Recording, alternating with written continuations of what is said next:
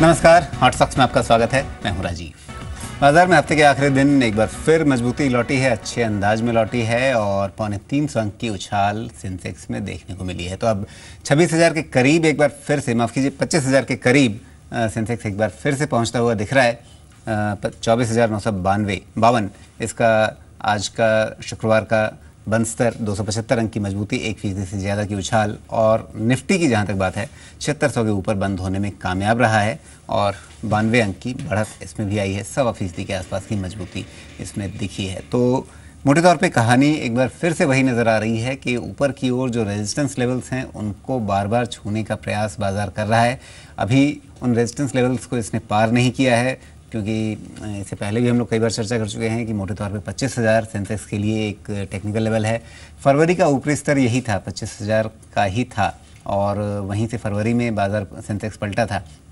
इसलिए अगर आप जो लोग मंथली कैंडल्स को फॉलो करते हैं उनके लिए भी 25,000 अपने आप में एक महत्वपूर्ण लेवल है, महत्वपूर्ण स्तर है, जिसके आगे जाने के बाद थोड़ी मंथली चार्ट पे तस्वीर बदल सकती है। इसलिए 25,000 का पार करना सेंसेक्स के लिए अपने आप में महत्वपूर्ण होगा। और निफ्टी के लिए तो लोग कहते ही रहे हैं कि 7600 7650 अपने आप में एक अच्छा सा रेजिस्टेंस लेवल है, जिसके ऊपर निकलने पे फिर नई मजबूती की गुंजाइश खुलती है। तो वो नई मजबूती कितनी हो सकती है? हमारे साथ विवेक नेगी मौजूद हैं, उनसे बात करेंगे। साथ ही साक्षी भी होंगी। अगले दिन मुनाफा कमाने के खास मौके कहाँ रहेंगे, इस पर चर्चा करने के लिए। विवेक, क्या लग रहा है इस समय जो बाजार की मनोस्थिति लग रही है, जो सेंटिमेंट दिख रहा है और जो एक तरह का टेक्निकल सेटअप बन रहा है जिसमें एक रेजिस्टेंस को बार बार पार करने की, छूने की कोशिश हो रही है, बार बार उस रेजिस्टेंस को धक्का दिया जा रहा है, लेकिन अभी तक वो रेजिस्टेंस पार हो नहीं पाया है, ये बात हमें ज़रूर ध्यान में रखनी होगी। गुड इवनिंग राजीव जी। देखिए, लास्ट वीक जब हमारी बात हुई थी तो लास्ट वीक भी मैंने एक ही बात कही थी कि सेंसेक्स के लिए 25,000 और निफ्टी के लिए 7640 will be very very crucial levels.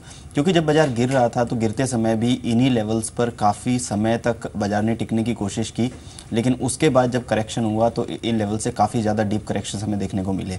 तो अब यही लेवल्स रेजिस्टेंस का काम करेंगे, यहाँ पर सप्लाई होगी काफ़ी और काफ़ी क्रूशियल होगा मार्केट के लिए अगला हफ्ता कि इन लेवल्स के ऊपर टिक पाता है या नहीं टिक पाता है। अगर जो हम ट्रिगर्स की बात करें तो नेक्स्ट जो बड़े ट्रिगर आने वाले हैं, एक तो आरबीआई की क्रेडिट पॉलिसी है नेक्स्ट मंथ में, that is going to be very big trigger, जिससे जिस तरह से इन्फ्लेशन के फिगर्स आ रहे हैं उसको देखकर एक्सपेक्टेशन बढ़ गई हैं रेट कट की। हालांकि आरबीआई गवर्नर क्या डिसीजन लेंगे वो उन पर ही निर्भर करेगा।